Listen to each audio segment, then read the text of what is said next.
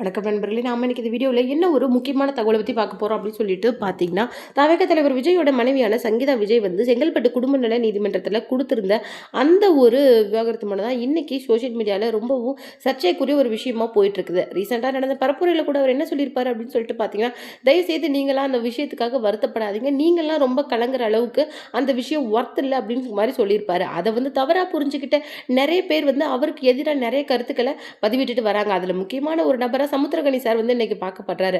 அவர் வந்து இன்னும் என்ன இந்த மாதிரி ஒர்த் இல்லை அப்படின்னு சொல்லிட்டு சொல்றாரு. எப்படி அவர் இப்படி சொல்லலாம்? ஒரு குடும்பம் அப்படிங்கிறது ஒரு மனுஷனுக்கு ஒரு அங்கு மாதிரி இல்லை, அதை வந்து இப்படி ஒர்த் இல்லை அப்படின்னா நீங்க இத்தனை வருஷமா உங்களை நம்பி இருக்கிற அவங்களே நீங்க இப்படி ஏமாத்தினா உங்களை நம்பி ஓட்டு போட்டா நாளைக்கு மக்கள் நீங்க என்ன பண்ணுவீங்க அப்படிங்கிற மாதிரி ஒரு கோவமான விஷயத்தையும் பாலா சார் கிட்ட பேசிட்டு இருந்திருக்கா. அதுதான் இன்னைக்கு வந்து சோஷியல் மீடியாவில் ரொம்ப வைரலாக போகுது. இன்னொரு முக்கியமான விஷயம் என்னன்னு சொல்லிட்டு பார்த்தீங்கன்னா, இரண்டாவது மனுவை வந்து தவேக தலைவர் விஜயோட மனைவியான சங்கீதா விஜய் வந்து இன்னைக்கு கோர்ட்ல ஒரு மனு கொடுத்துருக்காங்க.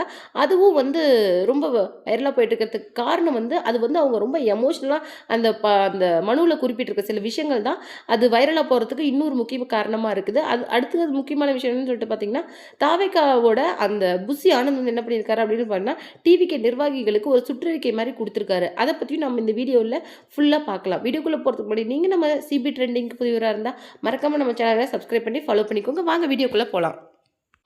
அதாவது ரீசெண்டாக நடந்து முடிஞ்ச ஒரு பரப்புரையில் அவர் என்ன சொல்லியிருப்பாரு அப்படின்னு சொல்லிட்டு பார்த்தீங்கன்னா, தயவு செய்து இந்த விஷயத்தால் நீங்கள்லாம் கலக்கமாடாதீங்க. அதாவது அவங்க விவாகரத்து மனு அப்ளை பண்ணதுலேருந்து இதை பற்றி 2 பேருமே அதிகமாக பேசலை.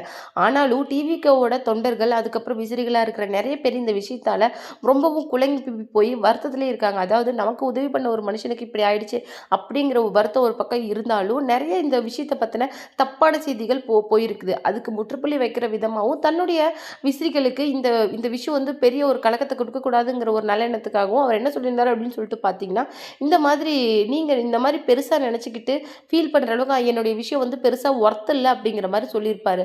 அவர் என்ன சொல்லியிருப்பாரு அப்படின்னு சொல்லிட்டு பார்த்தீங்கன்னா, இன்னைக்கு தமிழகத்தில் நிறைய பிரச்சனைகள் வந்து நடந்துக்கிட்டு வருது. நிறைய குழந்தைகள் அதாவது இன்னைக்கு 12வது முடிச்சு தன்னுடைய வாழ்க்கையோட அடுத்த முக்கியமான கட்டத்துக்கு அடியெடுக்க வைக்கிற நிறைய குழந்தைகளுக்கு இன்னைக்கு பெரிய பேரியராக இருக்கிறது வந்து அந்த நீட் தேர்வு தான். இந்த மாதிரி நீட்டால் அனிதாவோட உயிர் போன மாதிரி இன்னொரு உயிர் இந்த தமிழகத்தில் போகக்கூடாது அப்படின்னு சொல்லிட்டு இந்த மாதிரி நிறைய விஷயத்துக்கு எதிராக போராடுறதா குரல் கொடுக்கறதா இன்னைக்கு நான் உங்களுக்கு வாக்குறுதி கொடுத்துருந்தேன்ல, அதெல்லாம் கம்பேர் பண்ணும்போது என்னுடைய விஷயங்கள் வந்து ரொம்ப பெருசு கிடையாது. உங்களுக்காக உங்களுடைய வாழ்க்கையோட முன்னேற்றத்துக்காக உங்களுடைய உயர்கல்விக்காக இன்னைக்கு நீங்கள் எந்த எந்த எத்தனை குழந்தைகள் ஏழை குழந்தைகள் படிக்க முடியாமல் தன்னுடைய படிப்பை வந்து 12வதுல நல்ல மதிப்பெண் எடுத்து கூட அதுக்கு மேலே சர்வே பண்ண முடியாத எத்தனை குழந்தைகள் இருக்கிறீங்க. என்ன அண்ணா அண்ணான்னு கூப்பிட்ற உங்களுக்கு நான் ஏதாவது செய்யணும். சின்ன குழந்தையிலேருந்து பெரியவங்க வரைக்கும் எனக்காக நீங்கள் ஃபேன்ஸாக இருக்கிறீங்கல்ல, அதுக்காக உங்களுக்கு நான் ஏதாவது செய்யணும் அப்படிங்கிற பட்சத்துக்காக தான் நான் உங்களுக்காக இன்னைக்கு ஓடிட்டு இருக்கிறேன்.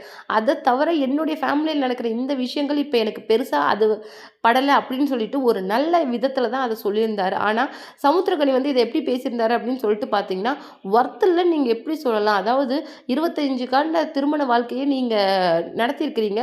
இப்படி இருக்கிறதுக்குள்ளே உங்கள் கூட வாழ்ந்த ஒருத்தர் விவாகரத்து எனக்கு நம்பிக்கை துரோகம் பண்ணிட்டாரு அப்படின்னு சொல்லிட்டு விவாகரத்து கேட்டிருக்காங்க. அவங்களுக்கு விவாகரத்து கொடுக்க முடியுமா முடியாதா அப்படிங்கிற பட்சத்தில் இருக்கிற இந்த நிலைமையில் இது ஒர்த் இல்லை அப்படின்னு சொல்லிட்டு பார்த்தீங்கன்னா, உங்கள் கூட வாழ்ந்த அந்த வாழ்க்கையவே நீங்கள் ஏமாத்துற மாதிரி நீங்கள் இப்படி நடந்துக்கிட்டிங்கன்னா, நாளைக்கு உங்களை நம்பி ஓட்டு போடுறவங்களுக்கு நீங்கள் இதே பண்ண மாட்டீங்க அப்படிங்கிறது என்ன நிச்சயம்? அப்படிங்கிற மாதிரி அவர் பேசியிருந்தார். அது எல்லாருக்குமே ரொம்ப வருத்தமாக இருந்தது. அதாவது நீங்கள் ஒரு பெரிய டைரக்டர், அது மட்டும் இல்லாமல் உங்களுக்கு தெரியாத விஷயங்கள் இருக்காது. நீங்களே வந்து நிறைய இடத்துல விஜய் சாரை பற்றி பேசியிருக்கிறீங்க. அப்படி இருக்கிற பட்சத்தில் நீங்களே வந்து இன்னைக்கு ஜூலி மாதிரி பேசினா என்ன அர்த்தம்? அதாவது பிக் பாஸ் ஜூலி மாதிரி நீங்கள் நடந்துக்கிற மாதிரி தெரியுது. அவர் ஒர்த் இல்லை அப்படிங்கிற சொன்னதுக்கு ஒரு முக்கியமான விஷயம் என்ன அப்படின்னு சொல்லிட்டு பார்த்தீங்கன்னா, இன்னைக்கு தமிழகம் போயிட்டு இருக்கிற நிலைமையில என்னுடைய ஃபேமிலி விஷயம் பெருசாக ஒர்த் இல்லைன்னு சொல்லல, பெருசாக இல்லை அப்படிங்கிறது தான் அதுக்கு அர்த்தம். அப்படி சொன்னதுக்கு நீங்கள் வந்து இப்படி சொன்னால் என்ன அர்த்தம்? அதாவது திரைத்துறையை சார்ந்தவங்களுக்கு இப்படி எதிராக பேசினா அதுக்கு என்ன அர்த்தம்? மொத்த திரைத்துறையிலையுமே அஜித் சாலினியை தவிர எல்லாருமே வந்து இன்னைக்கு தாவேகாவோட அதாவது தாவேகா தலைவராக இருக்கட்டும், இன்னைக்கு தாவேகா அப்படிங்கிற ஒரு கட்சியாக இருக்கட்டும், அது அதனுடைய செயல்பாடுகள் அதனுடைய எல்லா திட்டங்களுக்குமே எதிராக தான் இருக்கிறாங்க அப்படிங்கிறது தான் எல்லாரோட ஒரு ஒரு ஆதங்கமாக இருக்குது. அதாவது உங்கள் ஒரு இதை சேர்ந்தவங்களுக்கே நீங்கள் எப்படி இப்படி ஒரு கேவலமான நம்பிக்கை துரோகத்தை பண்ண முடியுது அப்படின்னு சொல்லிட்டு வருத்தமாக இருக்குது. அது மட்டும் இல்லாமல் அவருடைய அந்த விஷயம் வந்து இன்னைக்கு ரொம்பவும் இதாக சோஷியல் மீடியாவில் வைரலாக போகிறதுக்கு காரணம் வந்து சமுத்திரகனி சார் இந்த மாதிரி பேசுவார் அப்படின்னு சொல்லிட்டு நாங்கள் எதிர்பார்க்கவே இல்லை. அதாவது அவர் கூட இன்னைக்கு தாவேகா தலைவர் விஜய் பேசுகிற விஷயங்களை டீகோட் பண்ண தெரியாதவராக இருக்காரு அப்படின்னு நினைக்கும் போது எங்களுக்கு ரொம்ப வருத்தமாக இருக்குது அப்படின்னு சொல்லியிருக்காங்க. இன்னொரு முக்கியமான விஷயம் என்னன்னு சொல்லிட்டு பார்த்தீங்கன்னா, இன்னைக்கு தாவேகாவோட புசி ஆனந்த் வந்து இன்னைக்கு தாவேகா நிர்வாகிகளுக்கு கொடுத்துருக்க சுற்றறிக்கை என்ன அப்படின்னு சொல்லிட்டு பார்த்தீங்கன்னா, இந்த விஷயங்கள் அதாவது நாளுக்கு நாள் இந்த விவாகரத்து விஷயத்தில் ஒரு புதிய புதிய விஷயங்கள் வந்துக்கிட்டே இருக்குது இல்லை, இதில் வந்து யாருமே வந்து அதுக்காக மீடியாவுக்கு போய் பேட்டி கொடுக்குறதோ இல்லை தங்களுடைய அஃபீஷியல் பேஜஸில் இன்ஸ்டாகிராம் ட்விட்டராக இருக்கட்டும் எதாக இருக்கட்டும் அதில் வந்து ஆதரவாக கருத்து போடுறேன் அப்படிங்கிற மாதிரி எந்த மாதிரி விஷயங்களுமே இந்த விஷயத்தை பற்றி பண்ணக்கூடாது. இது வந்து அவருடைய சொந்த விஷயம். இது அவர் என்ன செய்வார் அப்படிங்கிற அடுத்த முடிவையும் அவரே எடுப்பார். தயவுசெய்து இதுக்கு ஆதரவாக பேசுகிறேன் இல்லை வந்து எதிராக அறிக்கை விடுறேன் அப்படிங்கிற பேசல நீங்களாக ஏதாவது ஒரு முடிவு எடுத்துகிட்டு செஞ்சீங்கன்னா கண்டிப்பாக அவங்கள வந்து அடிப்படை உறுப்பினர் பதவியிலேருந்தே நீக்கிடுவோம் அப்படின்னு சொல்லிட்டு புசி ஆனந்த் சொல்லியிருக்காங்க. அதாவது நம்ம தாவேகா தலைவர் இந்த கட்சியை ஆரம்பித்ததுலேருந்தே ஒரு ஊன்றுகோலாக இருக்கிறவர் வந்து புசி ஆனந்த். அவருடைய நிறைய சொற்களை கேட்டுட்டு தான் இன்றைக்கி தாவேகா தலைவர் விஜய் வந்து செயல்பட்டுக்கிட்டு வர இந்த நிலைமையில் அவர் வந்து இந்த மாதிரி தன்னுடைய டிவிகே நிர்வாகிகளுக்கு வந்து இந்த மாதிரி ஒரு கண்டிஷனை போட்டுக்கிறது எல்லாருமே உண்மையிலேயே ரொம்ப ஆச்சரியப்பட வச்சிருக்குது. அதாவது உண்மையிலேயே அரசியல் நாகரிகம் தெரிஞ்ச யாருமே தன்னுடைய சொந்த விஷயத்தையும் பொது விஷயத்தையும் கலந்து பேச மாட்டாங்க. பொது வழியில் இந்த மாதிரி சொந்த விஷயங்களை இழுத்தும் அசிங்கப்படுத்தி பேச மாட்டாங்க.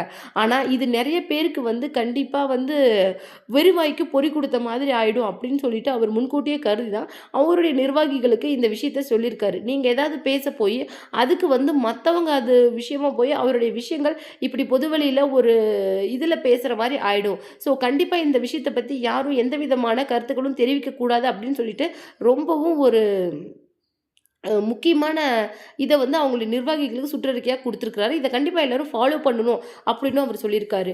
இதில் இன்னொரு முக்கியமான விஷயம் என்னன்னு சொல்லிட்டு பார்த்தீங்கன்னா, நீலாங்கரை வீட்டை நான் அதில் கண்டினியூ பண்ணணும் அப்படின்னு சொல்லிட்டு நானும் தன்னுடைய குழந்தைகளும் அதில் இருக்கிறதுக்கு வந்து கோர்ட் வந்து எங்களுக்கு அலோவ் பண்ணணும் அப்படிங்கிற மாதிரி போட மனுவில் வந்து சங்கீதா விஜய் வந்து பதிவு பண்ணியிருந்தாங்கல்ல. இப்போ வந்து என்ன சொல்லியிருக்காங்க அப்படின்னு சொல்லிட்டு பார்த்தீங்கன்னா, தன்னுடைய குடியுரிமை அதாவது லண்டனில் இருக்குது, லண்டன் குடியுரிமை தான் நம்ம சங்கீதா விஜய் வந்து வச்சிருக்கிறாங்க. அதன்படி இங்கே வந்து ஒரு வீடு வாங்கி வாழ்கிறதுக்கு அவங்களால முடியாது. அதனால நீலாங்கரை வீட்டை வந்து அவங்களுக்கு கொடுத்துட சொல்லி கேட்டிருந்தாங்க. ஆனால் அந்த நீலாங்கரை வீட்டில் வந்து தன்னை வசிக்க விடாமல் வந்து விஜய் வந்து பண்ணுறாரு, உள்ள நுழைய விட மாட்டேங்கிறாங்க அப்படிங்கிற ஒரு விஷயம் வந்து இன்றைக்கி ரொம்பவும் வைரலாக போயிட்டுருக்குது. தன்னை வந்து அந்த வீட்டில் அவர் அலோவ் பண்ண சொல்லி அந்த வீட்டில் வந்து நான் வாழ்கிறதுக்கு என்னை அலோவ் பண்ண சொல்லி கோர்ட் ஏதாவது பண்ணணும் அப்படிங்கிற தன்னுடைய 2வது மனுவை இன்றைக்கி அவங்க கோர்ட்டில் கொடுத்துருக்கிறது தான் ஒரு சர்ச்சைக்குரிய விஷயமா போயிட்டுருக்குது. நீலாங்கரை வீட்டில் வந்து நான் அந்த வீட்டோட எனக்கு நிறைய வந்து சென்டிமெண்ட் வந்து இருக்குது. நான் அந்த வீட்டில் வந்து எனக்கு ஸ்டே பண்ணுறதுக்கு என்னை வந்து இப்போ அவர் அலோவ் பண்ண மாட்டேங்கிறாரு அப்படிங்கிற மாதிரி ஒரு விஷயம் வந்து இன்றைக்கி சோஷியல் மீடியாவில் ரொம்ப வைரலாக போயிட்டுருக்கு.